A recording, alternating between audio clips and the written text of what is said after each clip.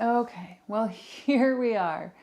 It is December 29th, 2025, as I am recording this. Welcome to another very long awaited episode of the Demysticism podcast. You know, this podcast was started in an effort to explore my own journey in real time and share it with others in hopes that it helps you learn something about yourself as I take my real life lessons, my sacred practices for radical self-love, as I've called them, and explore them and what they've revealed to me, what life is revealing to me, and how I can help others with what I'm learning along the way. So one thing that I wanted to do as we close out the year 2025, having been quite literally, I don't know if I can remember a wilder, more profound year, more life-changing, just big things that happened for me personally and also for most everybody that I know. So I have this practice where I do an oracle spread every year. And this is my poster from last year. I make this big poster and I hang it in my master closet, and it gives me some themes to explore for the year. This year being, every year when I go back and reflect, I'm like, holy cow, it's really interesting how it relates. I do an overarching theme for the year and then I break it down by month, and then I use those as kind of guideposts. It's not future prediction in any way whatsoever, but it's guideposts for my year. And this year in particular was wild as it relates to this card pull and the astrology of the year and the events of the year. And so without going into every little detail, I want to kind of recap my life lessons for the year, which are still unfolding always, and what's been revealed to me and how it relates to what was shown in my year ahead oracle. So I had 4 themes as I began the year. The most profound being the world needs your true colors and it's time to become who you are. I also had it is safe for you to relax and trust the alchemical process, all of which have been just wildly significant for this past year. So the brief overview, I started the year in a very well-paying, very secure corporate job. I was mostly happy.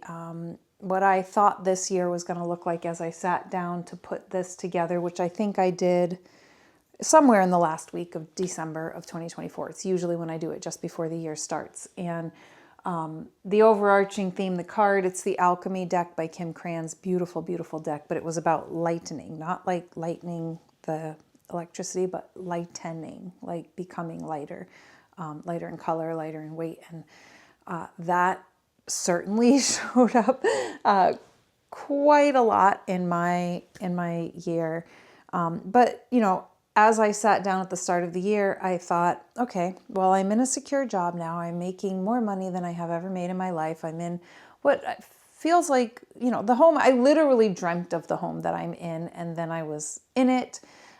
It just was really cool. I had, for several years prior to that, had, you know, my ups and downs in my path to relationship, a lot of life lessons and karma I had to unravel and learn there. But I set into the year thinking, I don't think I'm going to really pursue relationship this year. I'm going to focus on me. I have always had a side business that I wanted to grow. And at the same time, okay, now I have an opportunity because I'm making a significant salary. Life feels comfortable. My daughter's in high school. Maybe I just won't pursue any of that and we'll focus on all of these things. Well, that's never how it goes, right?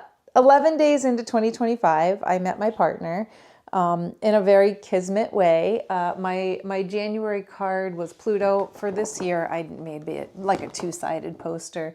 And the message for January was watch what you amplify.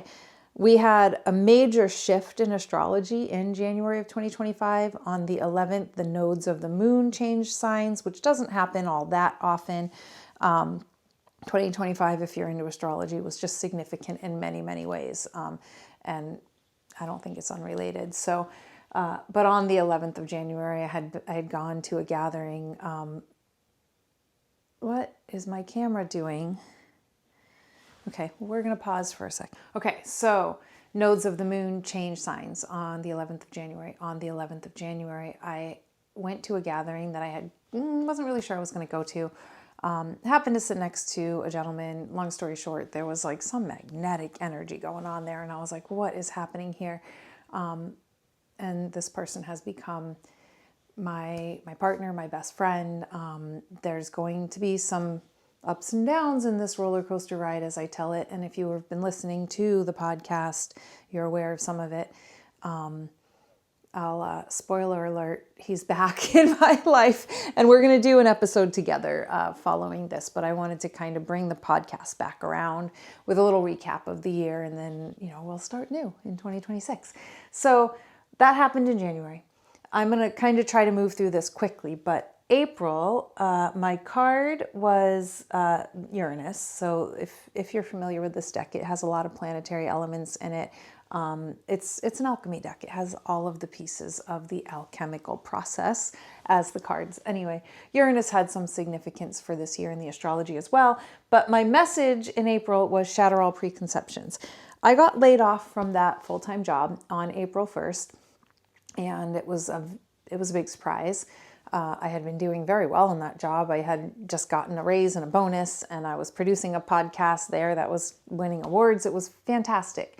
So I was becoming a little misaligned and feeling like, oh, gosh, I had said, I think this was shared on my podcast too. I had said just a couple of weeks before, I was feeling frustrated. I'm like, I just want them to eliminate my position and give me a severance package. And then 2 weeks later, on April Fool's Day, that's exactly what happened, which set in motion it was a moment of, it was scary. And then it was like, oh my gosh, this is everything that I've been wanting to do. Now it's go time. I've got to jump in, start this business, really start this business. I've had this business for many years, but now it's time. And remembering that my overarching themes were the world needs your true colors. It's time to become who you are. Okay, here we are, go time. So in that same month, I had the opportunity to attend my first local Burning Man event, Sparrow Man. That was just eye-opening, life-changing, really showed me a lot. I think I live in a pretty free space, and yet there are times when you're going to be shown that that's not necessarily always true, that we all carry our own limiting beliefs, our own bullshit that keeps us stuck. And if that is anything that at all intrigues you, I highly encourage you to participate. And I haven't been to the Big Burn. We'll talk about that because that plays a significant role too. However, it was beautiful. It was truly one of the most beautiful experiences I had had in that partnership. It was beautiful and lovely. And, shatter all preconceptions was such a beautiful theme for the month of April for me. So we moved through.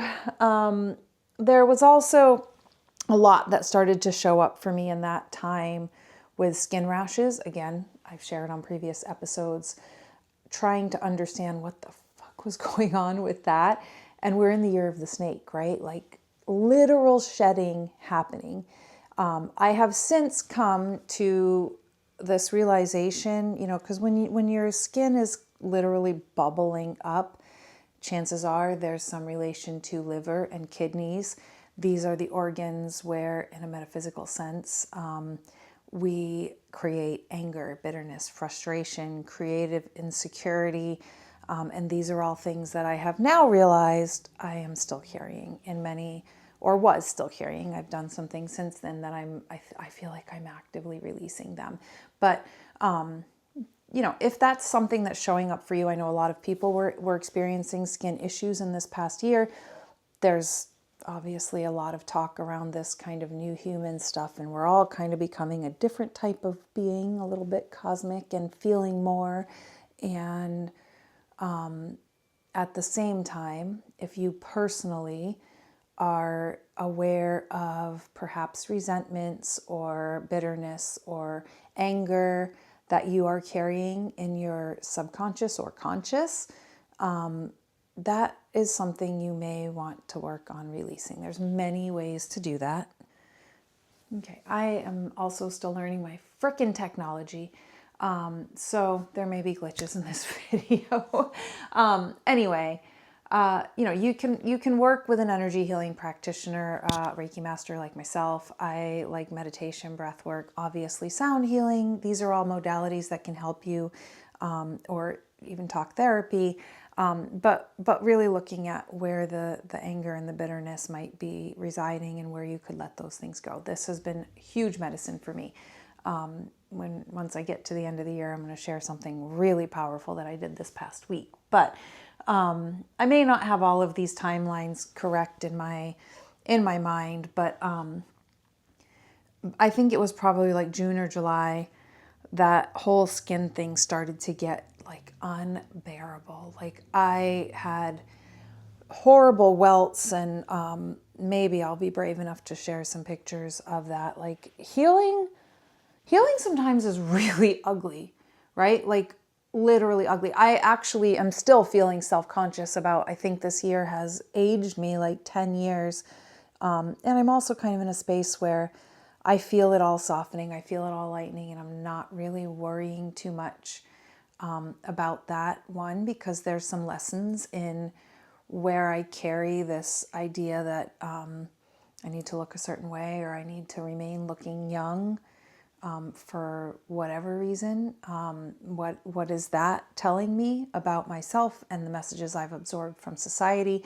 I basically never put on makeup anymore, partly because my skin doesn't tolerate it, and partly because I've let go of feeling like it's necessary. I still enjoy it sometimes, of course, but it's not like I can't go out and be in public without it, because I don't really have a choice. My skin isn't tolerating it very well right now. It needs air to breathe, and it needs less care almost. So anyway, there was a lot coming out in June and July around that. So I think I also shared, I did an intentional mushroom journey in that time.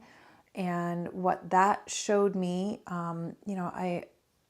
regardless of your opinions on psychedelics, they are something that helps me with really getting into the core of my subconscious and peeling back the layers and seeing some of the truth that's often hidden from myself, as far as how I see myself and how I view the world. So my perspective is shifting constantly. But in that space, I was shown, sometimes we have so much messaging around letting go, like we have to let go, let go, let go, let go. Yes, we have to let go. We have to unravel. And sometimes it's an integration. There is medicine in seeing your shadow sides, the parts of yourself that you might say, I don't really like that part of myself. Well, you know what?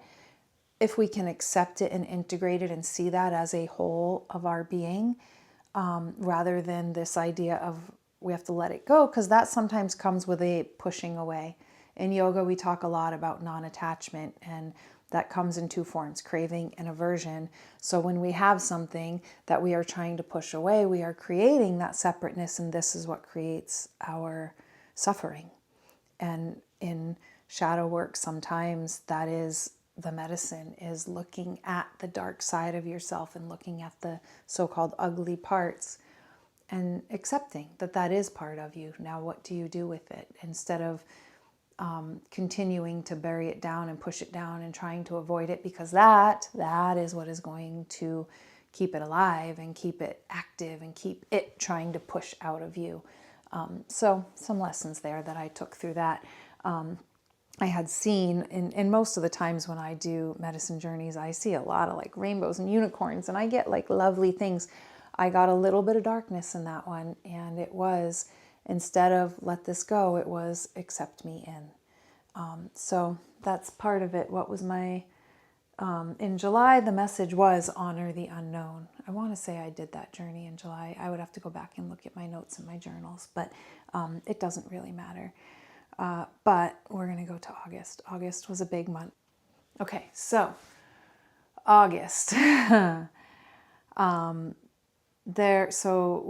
spoke earlier about Swaruman, the local Burning Man event. My partner at the time, I think it was late August, had an opportunity to go to the big Burning Man. which I was not in a place where that felt aligned for me. It didn't feel like the right time. I didn't feel at that point like I was able to step away from building my business at that time. So I opted not to go. He went ahead and went. That again, I've shared some things on previous episodes where he had his own journey to go on with that. He had his own medicine to be revealed, and he made some choices that were very, very out of alignment with how I wanted to be in relationship and how I wanted to show up in life. And it was a very hard, very, very difficult time, but that relationship broke apart for a little while in that time frame. August, the message was both wounded and healed, paradoxes, which again, it doesn't go unnoticed to me. And maybe that was September, because we also had the eclipse time, and I want to say all of this happened. It was either late August, early September, because when those eclipses hit, it was he and I were not together. He was in a place of, he's a Pisces. I think, he has a lot in his chart, not just his sun sign, obviously, but where it was almost like he had to go through a little dark night of the soul of his own in that moment, which he did. And that was really, really hard to have a year where I was not expecting to find something so beautiful in my life, to have it and then to lose it in a very painful way. And like I said, he'll come on. We're going to talk together about that whole incident, and I think it will be a great episode. But stay tuned for that. But anyway, I'm not going to go too deep into it now. But that was very difficult, and I had a lot of grieving to do around that, and then back to kind of this. Okay, I'm going to face life alone. We come into October. The card there was reddening, like the color red, has a big snake on it when we're still in the year of the snake. And the message was into the heart, like life force energy. And my birthday happens to be in October. So the abridged version, he ended up taking me out for my birthday in October. And that slowly brought us back together. So this relationship has come back together, which is interesting. November, the message was dissolution and return to your deepest self. And I would say it probably sounds odd that a partnership could show me my deepest self, but there's so much for me to work on in this lifetime around relationship. I am a Libra sun. I have a ton of Libra in my chart. My Venus is in Libra. So most of my life lessons are going to come via relationship, it seems.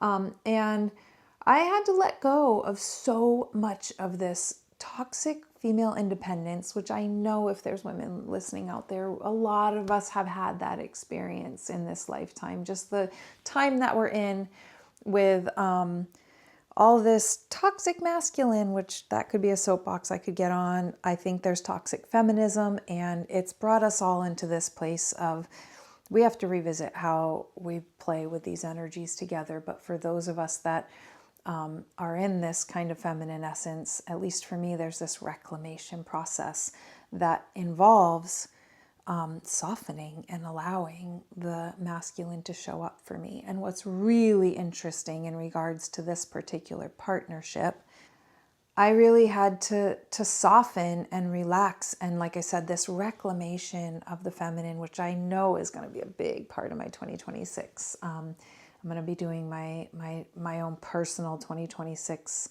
oracle probably tomorrow. And I already know I have a Divine Feminine deck that I'm going to work with. This is what I feel very called toward as I move into 2026 is really exploring that side of me even more deeply, because so much has been unlocked in this year. And we are now in the month of December. And so in December, my card, it was the Benevolent Guide. It's a beautiful card. I can show on this poster. And if you're just listening to this, you can find it on YouTube if you want to see more. But you don't really have to see the visuals. But my overarching message was there are no wrong choices. And I had an opportunity just last week to experience Bufo for the first time. So again, in the psychedelic realm, if it's not your thing, I'm not asking for opinions or judgment. I'm sharing my experience and what it showed me. And what that experience showed me was, oh my gosh, I literally went kicking and screaming. It's a very, very intense experience. I have not sat with ayahuasca, so I don't know that experience, but I have sat with changa, which has a little bit of those elements in it. And there's this kind of like, to me, it feels like you are sliding down a hole that feels incredibly scary. And I would say for me that experience with Bufo was like death. It literally was death. Like it to me was this, I felt myself, I was just fighting and clinging, even though I chose to do this. The descent into the medicine, which to me feels like a descent, maybe to some it feels different, but because I was fighting and clinging, I was yelling and screaming and kicking. And I mean, when you're in the medicine, you're not fully aware of it, but I can recall afterwards some things. And then it felt to me like I released this like dark, murky sludge, like this being came out of my body. And then I just, it was nothingness. It was just, to me, white, like I didn't exist anymore. And in the days following, as I've sat with that, I'm like, maybe that's what death feels like. And in some ways, I think there was, they do say it's an ego death. I think obviously I'm still here, I'm still me, but something for sure shifted. And it's something that, as a yoga teacher and the style of yoga that I practice, I have this almost newfound clarity for when we move through these really hard yoga practices. And like the intention is to bring you to that experience of you can handle more than you think you can handle, and letting the shit go, like literally letting it go. I could have sworn that I had vomited all over myself in that Bufo experience, and I had not. It's just water comes out, and it was very little. But I think it's almost like, to me, it felt like an entity had been released, and I could feel this clearing in my solar plexus, clearing in my heart, clearing in my throat. And again, this has only been a few days. There's still integration happening here. I'll share more as I get more insights. But it's very, I don't know, the timing couldn't have been better to close out the year, to close out this crazy 2025. We're still in the year of the snake, right? That, I don't think we switched till late January, early February, something like that, into year of the fire horse. So there's still the shedding. It's still happening for all of us. So trying to wrap this up because I actually have limited time to record. But as we close out this year of 2025, and it's not like the calendar flips and everything actually changes for any of us, but there are these intentions that we set, and we'll move through January and into the spring, and there'll be more eclipses and more changes and more integration. My invitation to anyone listening, as you reflect on 2025, whether you had a spectacular, wonderful, smooth year, and if you did, holy crap, so proud of you. Congratulations. I think for everyone that I have spoken to, there's been a lot of challenges, a lot of change, and a lot of big, big, big change in the collective. I have to believe this is always for our greatest good. I believe it is for me. And even right now, there's still many challenges that I'm facing in restructuring how I make a living and trusting the alchemical process, stepping into who I am meant to be, honoring that the world needs my true colors and the world appreciates my true colors. And, if that is anything that has been holding you back, that you feel like you're a little wacky, you're a little off, like you don't have something to offer, I promise you, you do. All of us do. because we are all this unique little recipe that has something special. And depending on how you were raised, I think generationally, it is different for some of us. Maybe some of the programming that you got told you to be different, told you had to be a certain way. And now you're recognizing that you're so tired of being in that box, and like you just feel it, like you want to push yourself out of that box and you want to become who you're meant to be. Trust that that's true. Like, yes, you do have something really beautiful and unique. You have a gift to offer. We all do. And people appreciate you stepping into it, even if you're not doing it perfectly. This is something else that's been really shown to me is the more that I just relax and do what I know I am here to do and show up 100% as me, nobody cares if my eyes look red because something's going on with me or I've had an allergic reaction and I'm rubbing them. Nobody cares. Nobody cares about any of that. People care about the authenticity they feel when they interact with someone who's owning who they are. I speak these things out like I'm sharing them as wisdom, and I'm sharing them as medicine for me at the same time. Every single yoga class I teach, I'm like, oh my gosh, if I just listen to my own wisdom, there's a lot that comes through. It sounds ridiculous, but a lot of times it's just channeled, and I hear it, and I'm like, wow, okay, yeah, I'm going to take that advice too. So if you've ever been in my classes and you hear some of these things that come out of my mouth, sometimes they're not really me. And so I'm learning as I'm teaching. So maybe I'm not supposed to admit that, but I just did. So I'm going to leave it all at that. That was a rapid fire recap of my 2025. I got to go see some clients. That's starting to pick up, and that's beautiful. So thank you for listening. I know some of you have asked me, bring back the podcast. So here I am. I don't do this. I don't do it super professionally. I could if I had more time, effort, resources, and yet I'm just going to give you the raw podcast, and I think that that's okay. I'm going to make it okay. So thank you so much for listening. I'm hoping that this gets published by tomorrow.